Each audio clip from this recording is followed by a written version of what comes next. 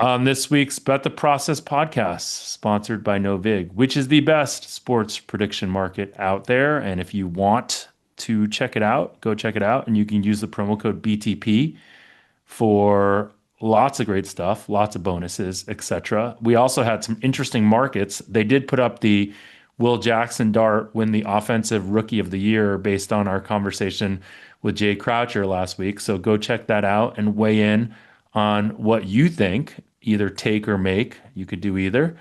And we're going to have on Taj Seth, who is a football data scientist, has been in the game for a while. I think what makes him interesting is he's done more stuff on this. It's not just play by play like Judah talks about, but it's really a lot around roster construction and sort of a macro approach to football analytics. So with that, let's start the process. Welcome to another episode of the Bet the Process podcast, where Rufus is back in back. New York. So I do have like a mea culpa for you. 2 weeks ago, we did a podcast, just the two of us, and I litigated your power ratings on Seattle. I don't know if you remembered. I remember. And then last week, Jay Croucher came on I and listened. talked about that. And I didn't even realize this sort of continuation of this trend where we were early on the Seattle train. And then one of my buddies that lives in town with me mentioned it to me. And then on Sunday night, we watched the coronation of Seattle against your commies. So where do you have Seattle now? And what's why do you think that what we didn't talk about is why you had them so high? That's because I don't know. I honestly haven't that's why your football knowledge is real interesting. Yeah, exactly. I really don't know. I haven't run ratings yet for week 10 because we're recording this on Wednesday midday. I'm a little bit behind due to travel. I slept 3 hours last night because jet lag. Is that a lot or a little? Well, it's not very much Did you for sleep me. on the plane? I did. That was the problem. I think I slept too much on the plane. Yeah. It's a 12-hour time difference, so yeah, today's You're a you're little rough. young-ish. You should be fine-ish. But can I just say that I really enjoyed your podcast with Jay last week. What did you enjoy about it? But thank you, but what did you enjoy about it? No, I enjoyed the discussion. I enjoyed his Australian accent, the future stuff, the um I like the lens he looks at things through in terms of, I mean, for futures, the upside. And I mean, I don't know. I thought about taking notes while I was doing it, but I was like in the sauna, so it was kind of difficult to take notes. But I was gonna I had like commentary. Rufus relatability gets higher and higher I had commentary that I kind of wanted to add to and be like, yes, great question here. No, it's funny, but I think my favorite Bet the Process podcasts are the ones that I'm not on. Well, I think Diggs challenged me to not be a lazy piece of shit and actually prepare for the podcast. So I did a little bit. So hopefully that had an impact. So Seattle's down to 11 and a half to 1. I think last week when we were talking about them, they were like 23 to 1. I should have gotten on that futures train like I did the Indiana I'm one. sure I'm sure 2 weeks ago it was even when we were Yeah. talking about it, Well, it Jay was said it was like 30 to 1, right? yeah, or maybe it was 30 to 1. I think the teams we were talking about last week.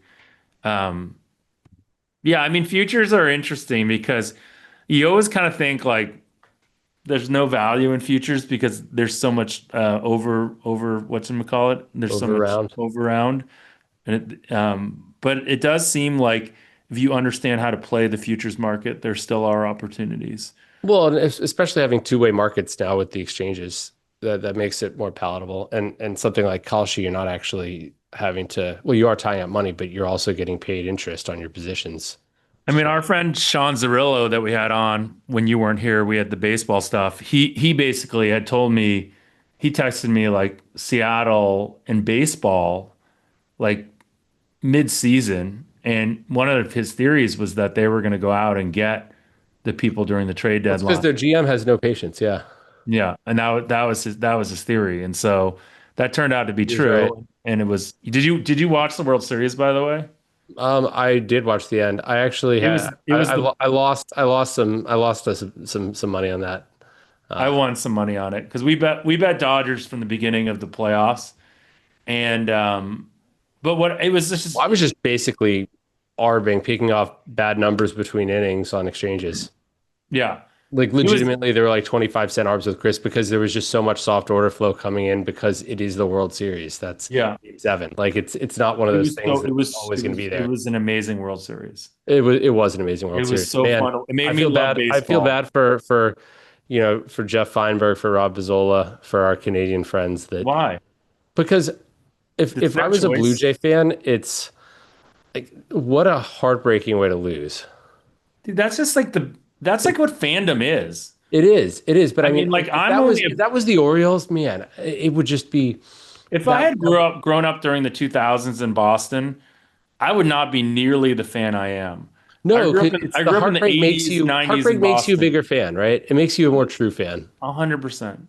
But at the It- same time, it is heartbreak. It's not nobody enjoys it. yeah. Do you think that the Dodgers, and this is like classic first take narrative, did the Dodgers win the World Series or did Toronto lose the World Series? Mm, that's a really good question. Um, I mean, I'd still say that I think a combination.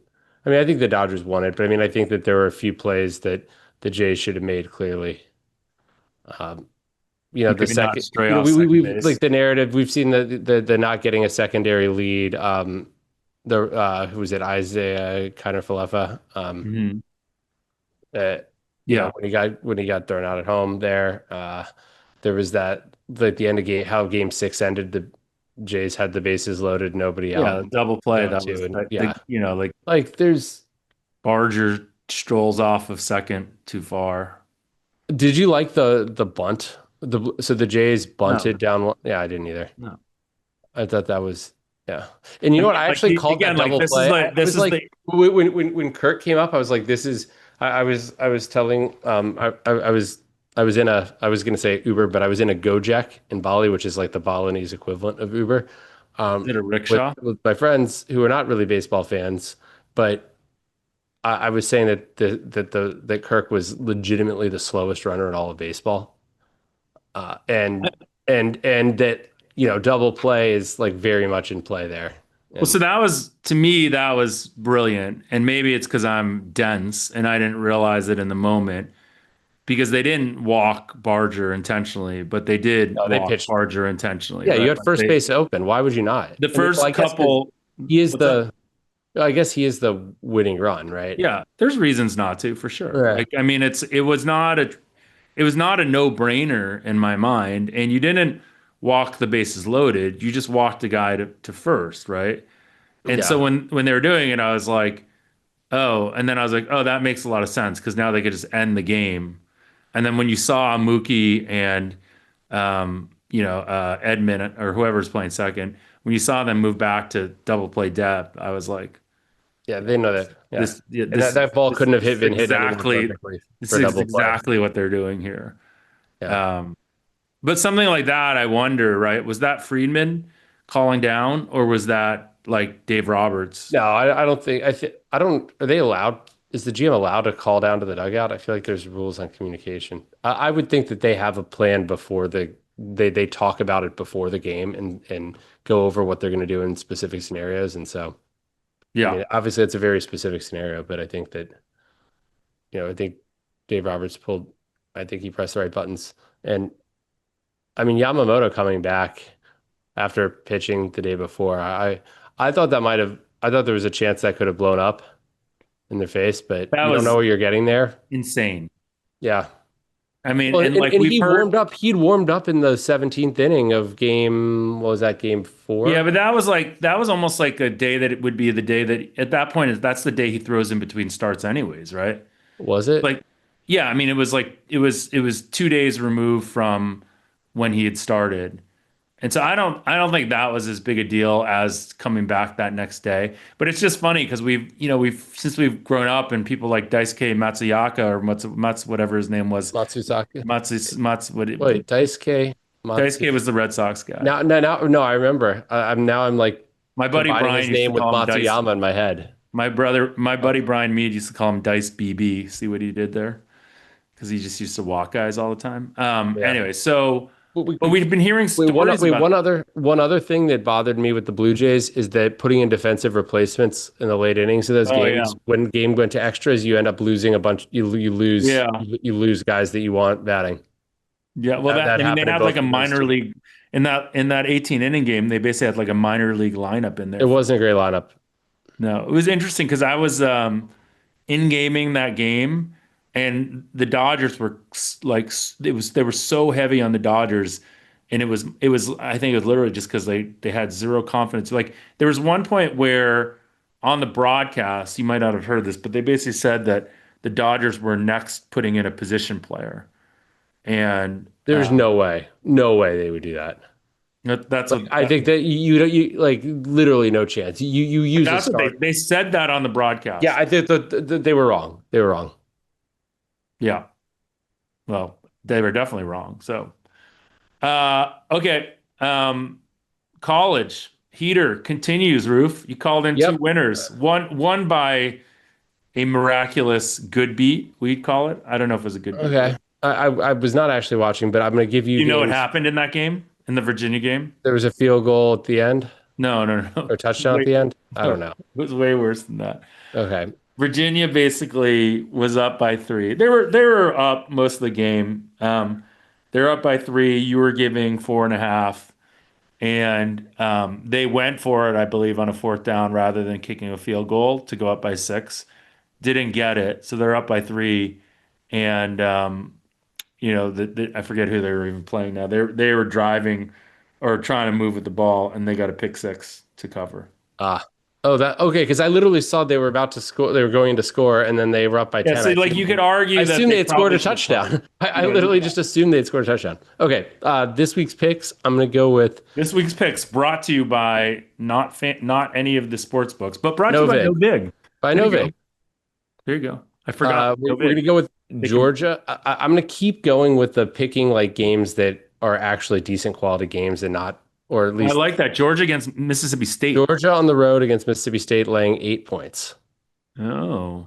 We're gonna go with that, and we're gonna ride TCU. We're gonna ride two favorites again. Actually, TCU is a 6.5 point favorite at home against Iowa State. Okay. Any Okay. any reasoning behind that, or you just Nope, no reasoning. no reasoning, no We have reasoning? to we haven't been using reasoning and it's been working, so we're gonna Yeah, continue to not reasoning use is reasoning. reasoning is overrated. It is. Any other thoughts? I mean, I'm looking at the slate. I guess there's some. It isn't the best slate of games. College is. What did you look? Did you see the early playoff rankings? I did. Any thoughts there? Did you remember when you used to try to construct a Yeah, an yeah, algorithm to figure this out? I do. And we used to argue about whether it was interesting or not.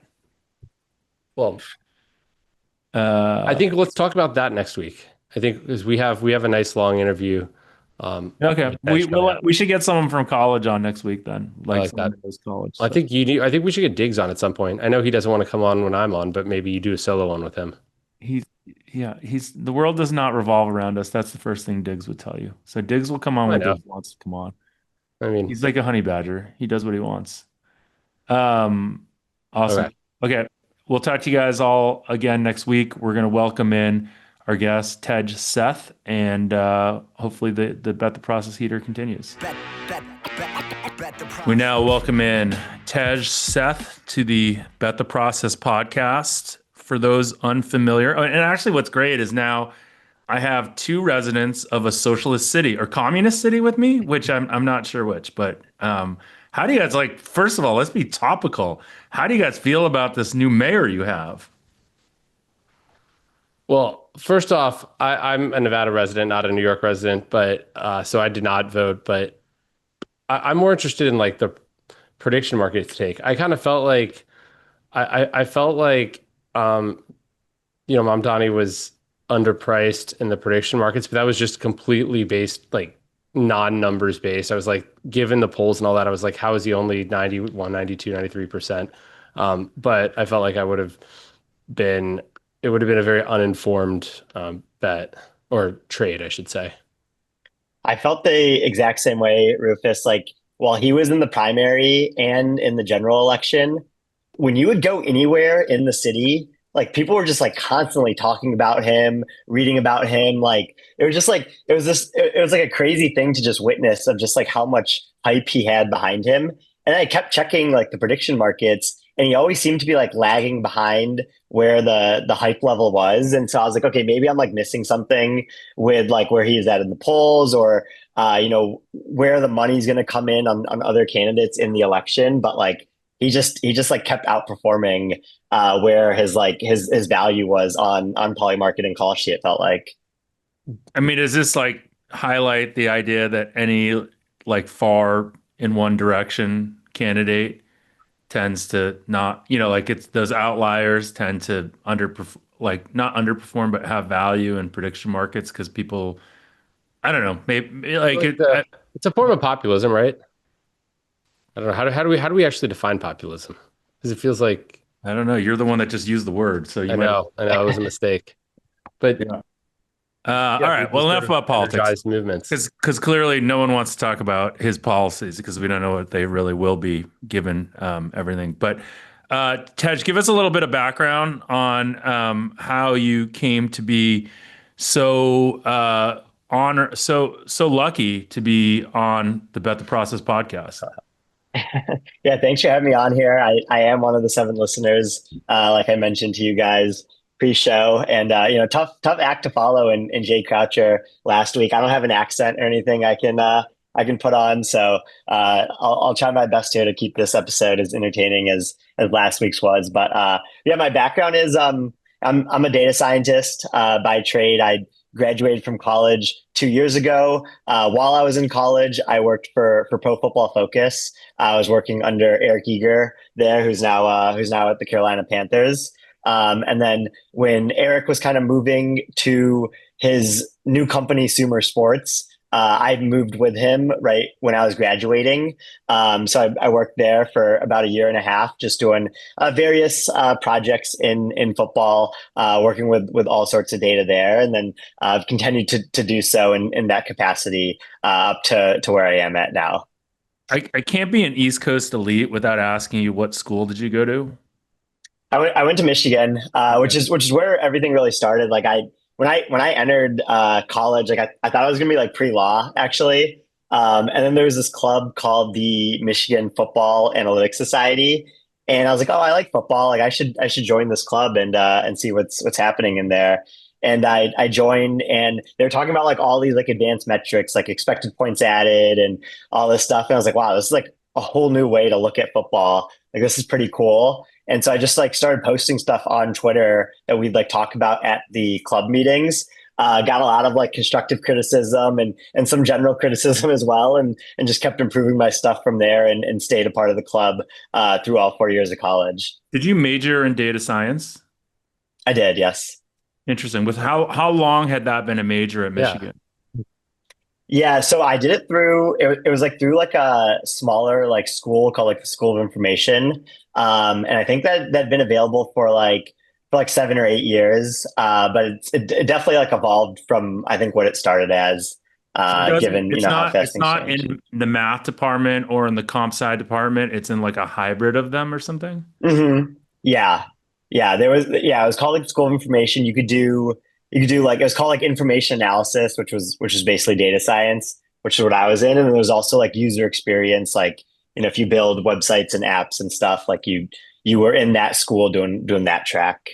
It's so, I mean, this really kind of makes me feel old because none of those types of majors were available when I was in college. And What obviously, when I Jeff was like in college, I always years before wonder. me.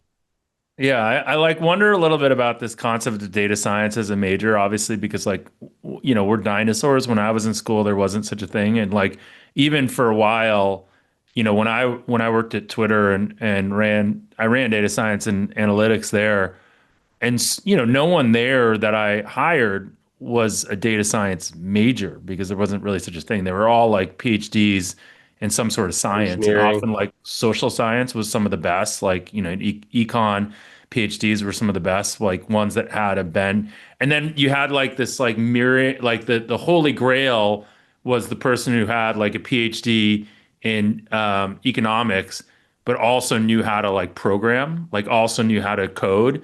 And like that crossover, that overlap was not like very high. And then so it's like, well, why wouldn't you just actually teach the trade itself? And so this is like this age-old question of when you go to college, are you there to like learn a trade, or are you there to learn like, like should you major in something like philosophy, even though it's not useful in the world necessarily, but there are pieces of it that are very useful in the world, but you actually have to like figure out how to apply them yourselves versus being taught how to apply them. I don't know. Jeff, you I didn't don't find ethics useful in your life? No, but my point is these things are all useful. It's just how directly it's like going to school to be a plumber, like learning an actual trade that you're literally going to apply every day versus learning something that's more abstract that you're going to have to like figure out how to apply to a job. I don't know if you guys find this interesting, but I do, Yeah. just, having like kids and whatnot. And like data Hmm. science is kind of like an example of it because like you can teach a very practical version of data science, or you could teach a very theoretical version of data science.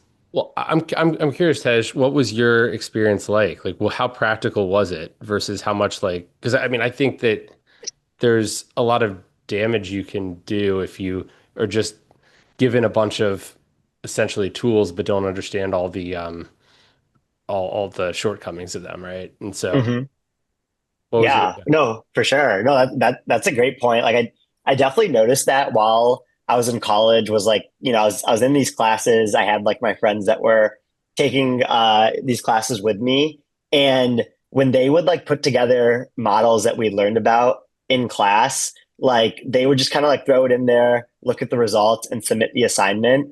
But for me, since like again, like I was like so obsessed with football and like I wanted to like work with football data and like do cool things with football, like I really would like take more time to figure out like why the model's predictions were what they were. And it was just because like I was interested in the subject matter and they were just looking at like, the Titanic data set that everyone uses or something like that. And so it definitely like allowed me, I think, to think about like some of the issues that you can run into or dangers, like you said, Rufus, with the modeling that I think some of the other students sometimes didn't think about as much.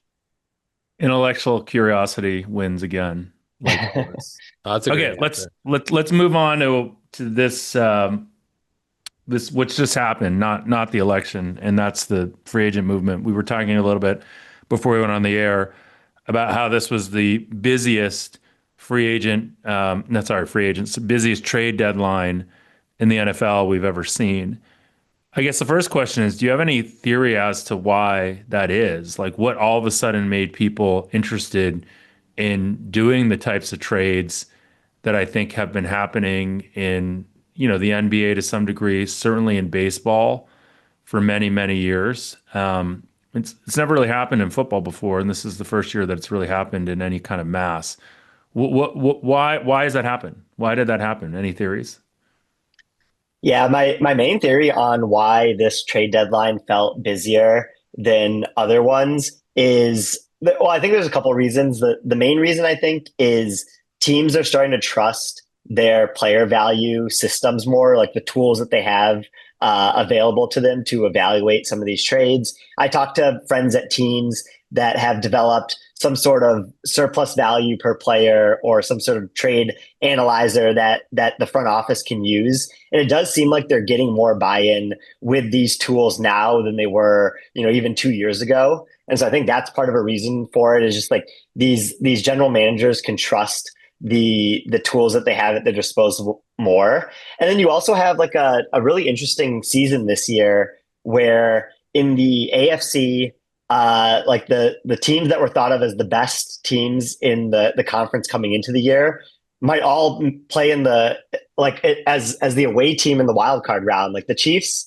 Ravens, and Bills are all not leading their division right now, which is like pretty crazy to think about. And so you have like a situation like the Colts where they're like taking full advantage of the opportunity of being the one seed in the AFC right now, because you just have this like weird year where those teams have had some losses that you didn't expect them to have at this point in the year. And on like the NFC side, there's no team that's really like separated themselves from the pack. Like there's a lot of like good teams that are clumped together, and so I think we saw like teams wanting to really just like add on a piece or two to give them a boost in the NFC there as well. How tough is it in football to bring on somebody mid-season and have them get a full grasp of the system? And obviously I know that's going to be very positional dependent, and that's why you don't see quarterbacks moving a lot. And it kind of highlights how impressive Joe Flacco, Yeah. that first week with the Bengals was. But like, is that something that's always what the narrative I had heard about why there weren't more mid-season trades in the NFL. And so how much is that a real factor? Yeah, I mean, it definitely is like a point that people bring up, like you said, with in-season trades. And yeah, I do think it depends a lot on position, right? Like when you trade for an edge rusher, their job stays pretty standard from team to team. But when you trade for a linebacker, you often have these linebacker specific roles where one is fitting the run and the other linebacker is not biting on play action, and they kind of like work off each other that way. And so it's sometimes hard to get that exact group and the chemistry needed in season. But I think when you look at some of the big trades yesterday, like we had two wide receiver trades, which it feels like relatively easy to plug in because like they have their specific role on offense, and they can just get the routes that they need to run and work on developing the chemistry with the quarterback throughout the back half of the season before the playoffs. And then when you trade for like a cornerback, like it's pretty similar where like you have your assignment in zone coverage, you have your assignment in man coverage, and you kind of just stick to it. And so that's why I think we see those types of positions traded. Whereas like interior offensive linemen and linebackers, like things where you're working with other positions a lot, it's a lot harder to get moved in season. I know like in the NFL draft, we've seen that teams overvalue the right to choose, and so they overvalue higher picks. And they also, I think, in my opinion, at least, overvalued picks this year versus subsequent years. Do we, and in baseball, I mean, I think, Jeff, I've talked a lot about this, about how if I was a GM, I'd always be selling at the trade deadline, dependent, no matter how good my team was. But are we seeing, I know we don't have that much data yet, but are we seeing the same sorts of biases in these trade deadline acquisitions that we see in baseball, and which is basically the same thing as we see in the draft in terms of this very steep discount rate? Yeah, the discount rate is definitely the one that is very noticeable. Anyone that plays Dynasty fantasy football knows, like, if you trade for picks 2 years in advance, you can almost always get a better deal just because of how people think about those picks being so far in the future. And like I think we saw that in this trade deadline with the Jets trading Quinnen Williams to the Cowboys. Like the Cowboys gave them a 2026 second, but a 2027 or 2027 first. And so you just see like the Jets were able to just get like a lot more value out of what they would have got for him if it was just 2026 picks.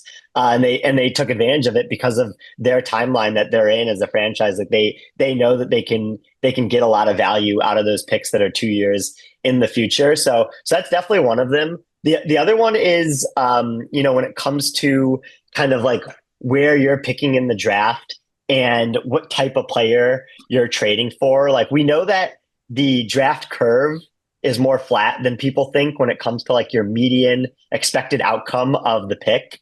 But your chance of getting like a quote unquote star player, like a player who's like top 5, top 10 at their position, is much steeper than the median draft curve that you see. And so that's why I think like the Micah Parsons, Sauce Gardner trade, like these teams are trading for star players that they don't really think they have much of a shot to get when they're picking, in the 20s and later every single year. And so I think we're seeing some teams kind of fit that balance of, trading for stars versus giving up picks that might be later in the draft. That's a really, really interesting point you make about how the tails are going to be very different than the medians for the curve. But on the topic of those stars, I mean, you're yes, they're acquiring stars, but they're also having to pay a premium. Like Sauce Gardner's contract is what, 30 mil a year, and so that, I mean, but I will say the Colts, based on how they're doing right now, it looks like they're going to be trading away later first round picks, and I'm sure that's like certainly a consideration. And those picks. So why don't we first rounders? But it's two probably late first rounders, or at least one late first. So let's like talk about this in more detail. So first off, the 2027 draft is thought to be very, very stacked, right? So even this idea of, you're getting future value, you're getting more value because you're willing to take future, but you're also getting more value in a draft that is thought to be stacked with, talent, skill position talent, etc. Can I interject really quickly, Jeff? I just had a thought. Should we be expecting every draft class to be more stacked than the last, like on average, because because we expect players to be getting better? I mean, we see that across all sports, right? With better, I mean, but it's not. I think maybe from a general standpoint, but there is, there like one or two players can make a draft, right? Like, I just meant like in general. So my question, Tej, is how do you, as not necessarily as a fan, but as a front office person, evaluate that Jets draft, both from the Jets perspective and the Colts perspective? Yeah, I mean, it was fascinating trade. Like it was so cool that it happened yesterday. It gave us stuff to talk about. I think from the Jets perspective, like the trade makes a lot of sense for where they're at right now, where they have Sauce Gardner, who's still a pretty good corner, but their defense isn't that good. Like their pass defense, I think ranks like 27th in EPA allowed on the season. So it's like they're like having Sauce Gardner isn't really helping their defense a lot right now because they have so many other weak links that offenses are attacking that they saw it worth it to go out and get 2 first-round picks for him, which is like very justifiable from that standpoint. From the Colts standpoint, it's not a move that I would do if I was the GM of the Colts, but I definitely like see the vision from what they're doing in a sense of they have had this like crazy season in the cornerback room where they've played 7 different corners, like have had significant snaps for their team, like 50 or more coverage snaps, which is the most of any team. Like every other team usually has like 4 or 5 corners that play that much. But the Colts have just been so injured at that position. They just wanted to get stability there. And he's 25 years old. And you have Charvarius Ward coming back from injury eventually as well, who's played really well this year. And so like I could see this situation for them where they're the 1 seed in the AFC. They want to take advantage of the year that they're having. And so they go out and they build this cornerback room that has been a weakness for them all year. And they try to turn it into a strength at the trade deadline, even if they're paying a lot of draft capital to do it, like you said earlier, Rufus. Interesting. So then broadly speaking, if you evaluate what are the other trades that you felt like were impactful? Did you feel like the Shaheed, the square take is the Shaheed trade is like the icing on the cake for Seattle, because I think no other wide receiver for them had more than 200 yards or something, or like just over 200 yards. JSN has close to 1,000 yards. Is that as big and will that have as big an impact as people think, or is that kind of like much ado about nothing? Yeah, I mean the Shade trade I think will have a little bit of an impact, but it's probably not going to like drastically change the outlook of the Seahawks offense. I think the thing that's really interesting to me about it is their like de facto deep ball guy was the rookie Torrey Horton. And like throwing to him deep this year has had like kind of mixed results, like a lot of success against Washington last week. But before that, like it was kind of up and down. And so now they get like a more reliable deep threat, which should be pretty interesting to kind of see, how that plays out, and Horton can kind of develop still because he's still a rookie. But like the aspect of it, I think that might really matter for the Seahawks is how defenses continue to play them. Like right now, they put out two tight ends a lot on the field. So defenses are just like putting a lot of defenders in the box, and Darnold's just been like throwing over them to JSN like the entire season. If you're like Clint Kubiak, like the Seahawks offense coordinator, if you go and you put just one tight end on the field because you have an extra receiver now in Shaheed, our defense is still going to play you heavy to stop the run, or are they going to play you light and kind of like open up the run game to you, which might actually be like a negative thing since passing is more efficient than running. So that's the thing I'll keep my eye on with that trade, but I don't think it changes the Seahawks offense dramatically going forward. That's kind of like a fascinating idea. It's almost like you game theory yourself into the wrong, Hmm. mix. What about like the Eagles moves? Are they now the favorite in the NFC, or is that, do you think their moves will have a big impact? I really like the Eagles going out and getting Jalen Phillips. Yeah, their edge rusher room was pretty rough, just with like all the losses they had in free agency, and then some of the injuries that they had this year. And Jalen Phillips is like really good by a lot of metrics. Like he ranks highly in pressure rate this year. His like time to pressure, like how quickly he gets his pressures, is like top three or top four in the league amongst edge rushers, like up there with like Myles Garrett and Micah Parsons. So I think like he's going to be a pretty decent add to their defense. And I really, like I said earlier, like I just see like all of the top of the NFC as really tight right now. Like I think the Rams might be like maybe like the best team in the NFC if I had to pick one, but like strength of schedule wise, like the Eagles have like an easier schedule, I think, going forward. So like the NFC like playoff race will be super super fun to follow the rest of the season, I think. Well, I mean, doesn't the fact that you got those West teams kind of like beating up on each other and having to worry probably until the bitter end about trying to win the West versus the Eagles, who are likely to be able to take their foot Hmm. off the gas a little bit? What about if you go back to the AFC?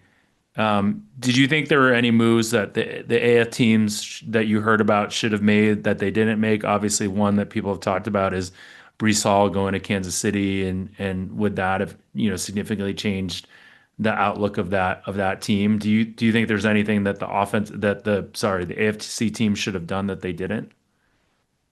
Yeah, I think yeah, the Brees Hall trade, like I think the report was like a third round pick. Like I'm fine with the Chiefs not doing that. It's pretty expensive price to pay for a running back that's nearing the end of his deal. So I think it was okay for them not to do that. I think if I was the like a team like the Broncos, where I'm kind of like sitting in like that second tier where I'm not as good as some of the top teams in the AFC, but like could use an extra piece just to increase my chance of beating them in the playoffs. Like I would have looked harder for a wide receiver yesterday. Like I think like someone like Jalen Waddle might have been available. For the right price, like could have looked into him because I think that would have been a really good ad. Depending on what the Dolphins were asking for, and then Debo Samuel. Like the Commander season's over. He would have fit what Denver likes to do really nicely. So I would have called about him and tried to push that as well to try to get him to Denver. Rufus, did you hear that? The I did. Commanders season is I over. know, I know. Speaking of which, I Sorry. mean, what do we think about like this whole? Well, everybody was like, it's coaching malpractice by Dan Quinn to have Jaden Daniels in the game down. What, they were down 24. They were down 24-31 at the time, late in Hmm. the fourth quarter. Uh, it's obviously not anything anybody would be really talking about had the injury not happened. I mean, how much is that just bad luck versus coaching malpractice? Exactly. Like I had the same thought of like, yeah, like, you probably don't want your starters in that spot, but if the injury didn't happen, like no one would even bat an eye. Like I don't think many people would have been like, oh, he shouldn't have been in if he came out of the game healthy. But yeah, it's just like unlucky, right? It's like it's hard to control injuries in the NFL. Like, sometimes I think these coaches get just so caught up in like the play level aspects of the game that they forget to zoom out and know that they're down 31 with just a couple minutes left in the game. So like Dan Quinn probably should have taken him out, but I can see why he was still in. Of just like he was probably just like so laser focused on what was happening play by play that he forgot kind of like the game context of them being down by so much. I mean, there's all sorts of narratives that you can construct around that, meaning like, Jaden didn't play particularly well. He's just coming back from injury. He needs some reps. Maybe like getting a touchdown there gives them that momentum going into Hmm. the next week, all that kind of stuff. Again, like there's just all sorts of narratives. I mean, I'm very strong in that's just bad luck, Well, and right? their Like that, season is over anyway if they like after that game because they fall like what they're 3-6, is that right? I mean, it's the very, season's very not over in the at three and NFL. six, it's pretty tough. You need to, well, I guess what you have to go 6-2 Yeah, but the no rest of one's it in the and get world of lucky. like giving up in the NFL at No, 3-6, right? I mean, you're only giving up, and you already have a franchise quarterback, or maybe you don't really anymore, but you had a franchise quarterback, so you're not you worried still have about. a franchise quarterback. Come on, man. I don't. Who knows, man? That It's not elbow his bent, throwing arm. that elbow bent in a very It's not very a throwing strange way. arm. I know, but here's his. There goes his chance to be ambidextrous. I think he could This have is done true. it. So. How much do you think, like from I was thinking about this, and especially in the lens of the World Series and watching the World Series, how much do you think that front office should dictate the decisions that are made on the field? And again, like Rufus and I have this age-old conversation on this podcast about Shanahan, so we might as well bring that Oh my in. God. But would love to sort of understand too, like one, if you were constructing an organization, like and you were GM or you were president of football operations, like how would you think about hiring your coach? And then how much do you think those decisions on the field matter? Hmm. Yeah, it's actually funny. Like, when I was younger, like middle school, high school, like I was following football closely, but like didn't know much. And I thought like I used to think that the GM and head coach were like completely separated, like they didn't meddle at all in each other's day-to-day operations. Then I learned that they did like work a lot together as I got older. And then like the thing that like I learned more about later was like the owner actually is involved like way more than I thought in all these decisions. Like, so I think when it comes to like, if I was going Can I about. can I ask a question on that first one? Mhm. How much do you Yeah. think the owner should be involved? Yeah, I mean that is a good question. I mean, I think it really depends, right? Like on the owner's subject matter expertise. Like if you have an owner that like let's say like used to work in a front office or something, like it's totally fine for them to be a part of decisions. But if you have someone who made their money through like a hedge fund or whatever, and they come over to football, Oil. ideally you probably don't want them. Yeah, or oil. Yeah, ideally you don't want them meddling too much in the decisions. The only reason that I think an owner should be involved is, and I've said this like for a long time, the owner is the only person in that front office with the same incentive structure from a time horizon perspective as the fans. Mm, Meaning like Depending on they're their age. sure, but yeah.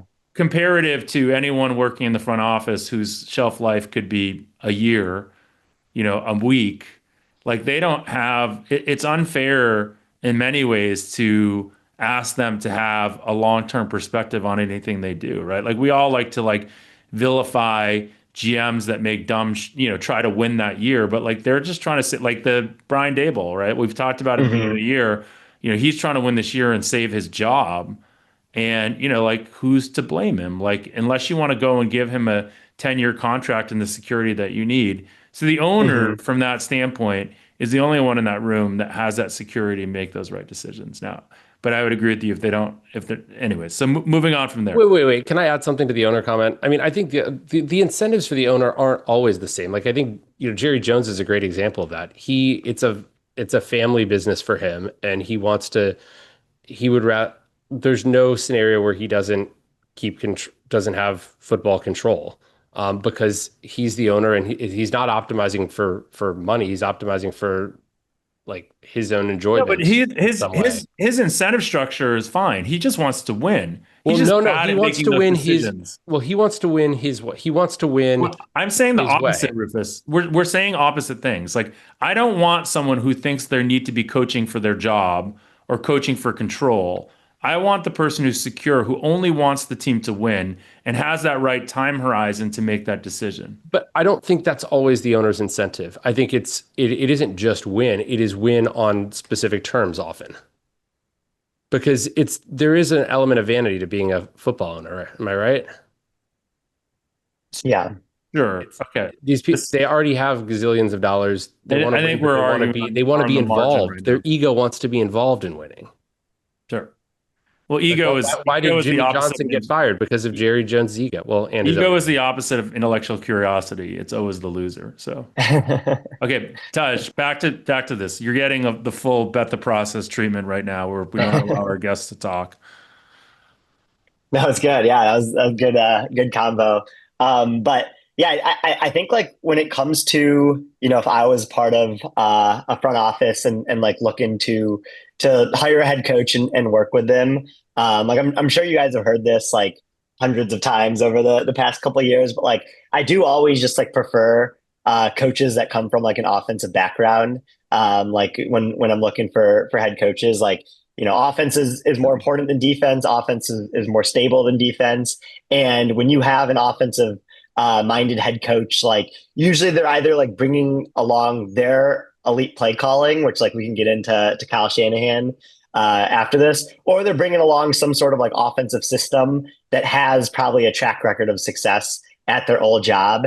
And so that's like really what I do like working or looking for. And then like I think it's totally fine for the head coach to get into the decision making of getting like his guys on offense, as long as it's not something that's like something that's like not like super suboptimal, like you're taking a running back in the second round 2 years in a row or something like that. Like that is like where I think it goes too far sometimes. But it's like if this coach wants Rashid Shaheed to if he wants you to trade a fourth and a fifth for him, like I'm totally fine with that. Like there should be some communication there, I feel like.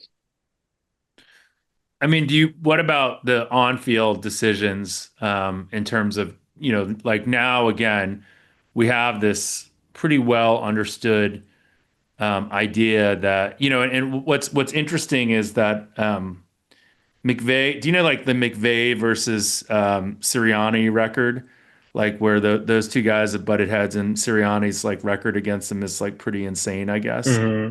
And one of the thoughts there is like the edges that Sirianni picks up versus the edges that McVay like leaves on the ground, like pennies that he leaves on the ground are like it's almost like a situation where those two things colliding create larger edges for Sirianni, but obviously it's all on the margin, so it's probably like overplayed. But how much would you, if you were, and I've heard from very, very mixed things. Like I've talked to executives in the NBA who think that there should be a complete separation from what's happening on the court versus the front office.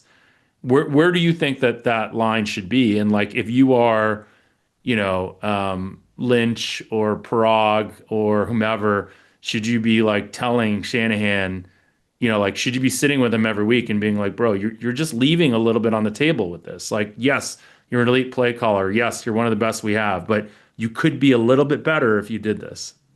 Mm-hmm. Yeah, I mean, ideally, like perfect world, I think it'd be great to to sit with your coach and explain to him like the in-game management decisions that could have been better. But like I think if you're a part of a front office, just from like a human relations standpoint, that's like pretty hard for me to see like actually working out, because like the head coach has their area of expertise. The GM, rest of the front office is their area of expertise, and they kind of understand like where the lines are in terms of like what they can interact with and what they shouldn't be interacting with. So it's like it's just something that like if you're part of the front office, like you can hire a game management guy to work, for your organization. You can hire like decision making experts that are like really good at this type of stuff to work for your franchise, and you can just like encourage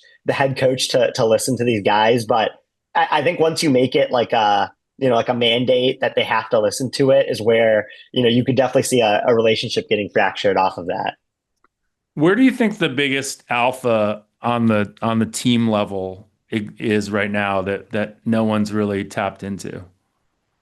I know that's kind of putting you on the spot, but you must think Yeah. about this kind of stuff in terms of like where is the real alpha that like no one is tapped into yet? Yeah, I mean that's a really good question. I mean it's probably pretty simple to you guys, but like I still think that the league is so far behind in terms of like what the optimal or from like what the optimal pass rate is. Like I think teams are passing like way less than they should be, and I want to see a team go in the NFL go like full Mike Leach where they're passing like 75, 80% of the time because it worked out very well for Mike Leach. Like his offenses were really good. His quarterbacks were able to stay efficient despite the high pass rate. And you look at like situations where when even when the defense knows that a team is going to pass, when it's like 3rd and 7 plus, or a team is down like 10 and they're trying to work back their way into the game, like when the chance of passing is very high, teams are still like very, very efficient passing, and the gap between passing and rushing is so much that like I've seen offenses evolve in terms of like increasing motion rate, increasing play action rate, but for some reason pass rate hasn't jumped as much as it should have to stay correlated with the other like sharp things that have jumped up in the past like 5-10 years. What's the largest pass run rate that a team has in the NFL? I mean, how far off are we from 75%? I think the Chiefs are the highest at maybe like 60 or a little bit low So it's 60s. a pretty big Low jump to what you're 60s, yeah, suggesting. but low 60s, that's also, I think pass percentage relative to baseline matters too because of game situation, stuff like that. Hmm. So the Chiefs Yeah. baseline is going to be a little bit lower than most teams because they've been winning well Not over. really. No, but right, they have a winning record. They've actually been behind a fair amount. Like Yeah. like generally speaking, I think you're right, but in this case, I don't think you're Yeah. right. So, But wait, um, how much of it's due to to defenses? Like I've heard the narrative that like defenses are saying run the ball. Like we're going to make sure. And I know you said that offenses are still efficient in the sort of must pass situations, but also I feel like there's other considerations at play oftentimes in those where they're playing a softer shell to avoid big plays or I think maybe being a little too conservative on defense. Yeah, there's definitely that in terms of like the second scenario I described with like when you're down late in the game. But yeah, I still think like because defenses are so keyed in on the run, like these like there should be an offense or two out there that like really just try to like fully take advantage of it, and like test the limit for how high the pass rate could go. I remember like I was in college, like researching all this stuff, like finding out about passing being so much more efficient than rushing and stuff. And I was like home for summer break, and I ran into like my high school's football coach. Like I didn't play football, obviously, like you can see what I look like here, but like I just ran into him because he was like also a teacher there. I was talking to him about this exact topic, and he's like, "Oh yeah," he's like, "In the first quarter of every game, I always make sure our defense like stops the run first because like if we shut down the run, like we have a much higher chance of winning the game." And I was like, really? I was like, the first quarter of every game, you're focused on that. That was just pretty wild to me to think about, like just like the fact that he didn't like even want to change that mentality for different opponents. Depending on how good they were passing or rushing, and so it might just be like a mentality thing across coaches. And I haven't explored that deeply, but there's definitely some increase in pass rate that should be happening, I think. can you just explain to our audience a little bit about why passing from a like anecdotal standpoint, why passing is more efficient than running? Yeah, so when you look at like the breakdown in terms of just like the yards per play of passing versus rushing right now, and you like you strip away like third downs and red zone plays, like passing is just like it's just like more efficient to do that in almost every given situation, and it gives you a higher chance of success like on that drive and on that particular series, like the first and 10, like if you open it up with a pass, your chance of getting a new first down like is like significantly higher. And so like you just see like all these spots of like teams like running on like second and 10, and like the median outcome of that play is like second and 6 or second and 7, or sorry, third and 6 or third and 7, which is like still a pretty tough chance to convert. Whereas like the median outcome of a pass on second and 10 gets you usually to like third and 3, which is just like a much higher chance of actually converting. And so it's just like there's just like so many situations where you're seeing these teams run the ball when they could be passing. And I'm not saying to like pass all the time. I'm just saying that like it should increase by a couple percentage points until defenses are fully selling out to stop the pass instead of stop the run. But are all runs and passes the same? I mean, I think that I would like to, obviously a screen pass can function like a run. And there's Hmm. certain runs that are maybe more highly variant. Right. Yeah. No, that's true for sure. And like and you could argue like yeah, like passing, like the left tail of passing is longer because of sacks, right? Like, you take a 7 or 8 yard sack, and that puts you in a pretty tough spot, like as an But both, offense. both, Whereas both tails are bigger, right? and Theoretically. and both tails are bigger, yeah, which is really like the point of this, of just like explosive plays is such a huge factor in both college football and the NFL, and you really just like increase your chance of getting an explosive each time you drop back instead of rushing. Yeah. Okay, my last question on this, because I'm curious, and then Rufus, I don't know if you have anything else that you would like to ask Tej, but if you were thinking about, again, your GM and you're designing this team, and you know one of your edges is going to be you're going to pass 75 to 80%, how do you think about the rest of building out? Like you're an expansion team, you basically get to build this from the ground up. How do you think about one, roster construction? Who do you hire? Who do you hire as a coach? You got I everyone. mean, You got everyone to pick from.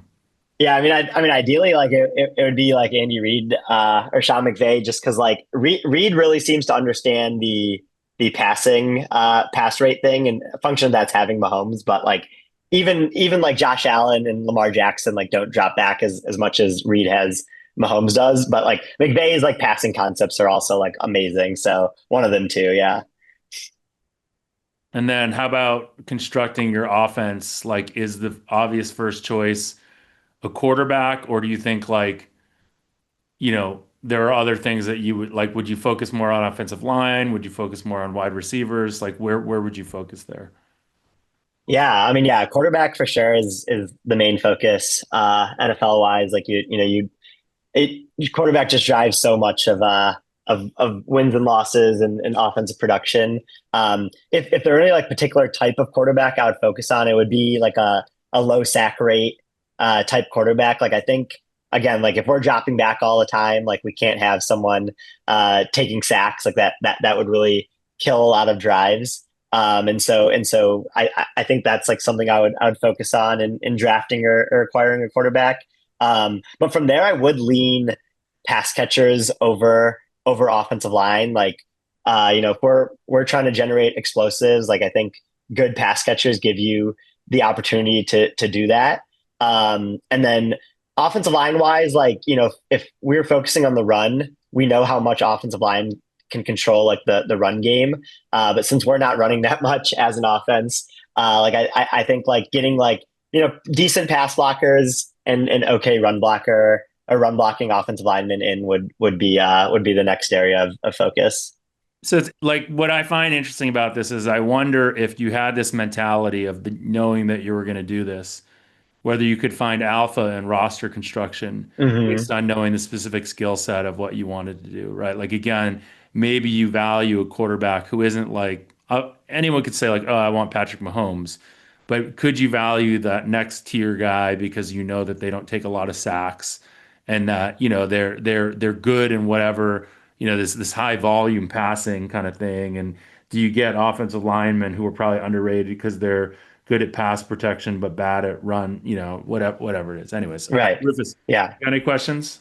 I think my final question is kind of a broad one, but what is the like next frontier gonna look like, and or maybe I even zoom out further. Like what's analytics gonna look like in 10 years for football? Yeah, I mean that's a really good question. I think I think that with like the tracking data, where like every player every tenth of a second is like marked where they are on the field and loaded into these like massive data sets. Like I know that teams are like working with this tracking data a bit, in terms of just getting like speeds and get off speed and things like that. But I think there's a ton of like pretty advanced neural network transformer stuff you can do with this tracking data, to get like player value for each play or even each frame, or just like understanding like roles that players play better and how that fits into your offense, where like you could have a simulation where you plug in like Sauce Gardner into the Colts defense, and you can see how that plays out with the other players that you have and the scheme that you run based on what you know about his movements with the tracking data. So that's definitely like I think something that is coming up here, with like front office moves. And then after that, you kind of just like try to work towards where baseball and basketball are right now, where it feels like they're working a lot with the pose data, like the joints and stuff on these players. And if you can take a quarterback and tell them to change the angle of their elbow on releases to increase their velocity, like we're seeing with baseball, in terms of the launch angle and how they're coming down on the ball. If you can tell a wide receiver that their first step should be inside more than outside because of X, Y, and Z, like I think like the coaching can really see an increase in performance there, because of some of those things. But football's not there yet. It's still something that'll have to happen down the line. All right, Tej, thanks for joining us. Thanks for being one of the seven. We'll get you on again to talk a little bit more ball. It's been fun. Thank you. Thanks for having me. It was a great time. Bet the process.